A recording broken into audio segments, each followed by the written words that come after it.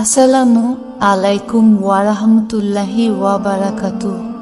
আমার প্রিয় ভিউয়ার্স, আশা করি আপনারা সকলে খুব ভালো আছেন। আর এখন আপনি দেখছেন আলোর জান্নাত। আর আমার আজকের ইসলামিক বাংলা কুইজ এপিসোড 6 এ আপনাদের স্বাগত। তো চলুন আমার প্রিয় ভিউয়ার্স, ভিডিওটা শুরু করি। বিসমিল্লাহির রহমানির রহিম। আজকের প্রথম প্রশ্ন, হযরত মুহাম্মদ সাল্লাল্লাহু আলাইহি ওয়াসাল্লামকে আল আমিন উপাধি কারা দিয়েছিল? সঠিক উত্তর, মক্কার মুশরিকরা।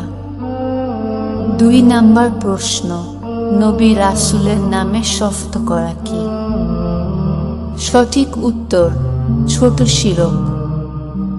3 নাম্বার প্রশ্ন, রাসূল সাল্লাল্লাহু আলাইহি ওয়াসাল্লাম প্রতিদিন কতবার তাওবা করতেন? সঠিক উত্তর, 100 বার। 4 নাম্বার প্রশ্ন, কার মৃতদেহকে আল্লাহ তাআলা আমাদের জন্য নিদর্শন হিসাবে দুনিয়াতে রেখে দিয়েছেন? সঠিক উত্তর, ফেরাউন। 5 নাম্বার প্রশ্ন, সূরা ফাতিহার মোট আয়াত সংখ্যা কয়টি?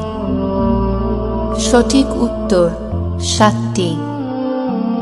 6 নাম্বার প্রশ্ন, মানুষের ঈমান কমে এবং বাড়ে কথাটা কি? সঠিক উত্তর, ঠিক। 7 নাম্বার প্রশ্ন, একটি মানুষ বিয়ে করলে তার ঈমানের কত অংশ পূরণ হয়? সঠিক উত্তর, 50%। 8 নাম্বার প্রশ্ন, আল আমিন কথাটির অর্থ কি? সঠিক উত্তর, বিশ্বস্ত বা বিশ্বাসী। 9 নাম্বার প্রশ্ন, জানার পরেও হালালকে হারাম আর হারামকে হালাল মনে করা কি ধরনের গুনাহ? সঠিক উত্তর, কুফরি। 10 নাম্বার প্রশ্ন, নিচের কোন পাপের শাস্তি দুনিয়াতেই দেওয়া হবে? সঠিক উত্তর, পিতামাতার অবাধ্য হওয়া।